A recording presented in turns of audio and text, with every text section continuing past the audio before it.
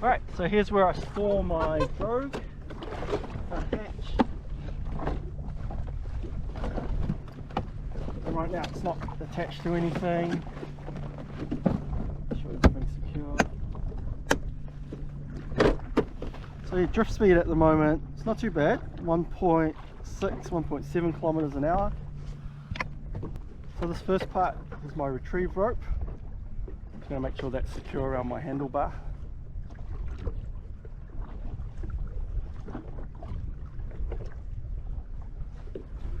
Around there. It won't go anywhere. In this next clip is where I clip onto my towing tether, which has multiple uses, Drogue being one of them. Can be a one-handed operation. Clip it onto there, and then I just need to take this part off, which is attached to this Railblaza attachment. Push that in the water. Then with the Drogue, it's attached at 2 points now, which is at the front of the ski via the towing tether.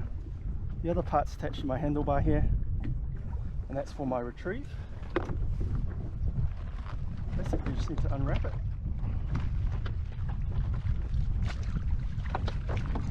And the floater's on there so that the Drogue doesn't sink and it floats nicely on the surface.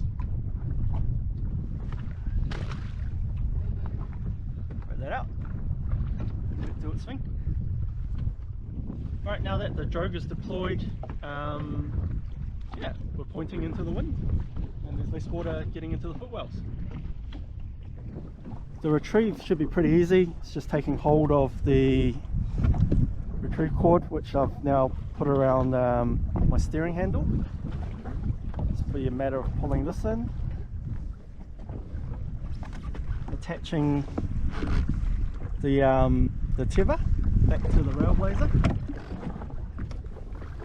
and pulling the rest of the Drogue in.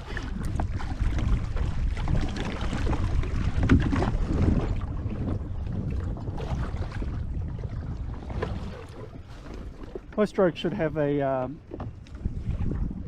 rope attached to the back of it anyway, and then that's the one you can pull up to release all the water out. And this just needs to sit in the footwell, put your feet on it so it doesn't fly off.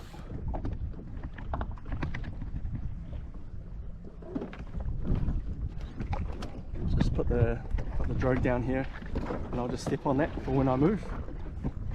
Alright, shall we reset the drift?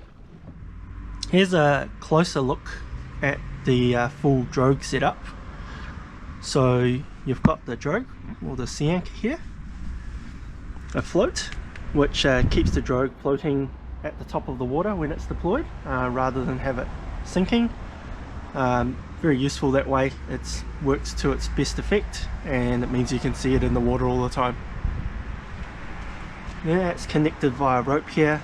It's about 3 meters in length, as you can see.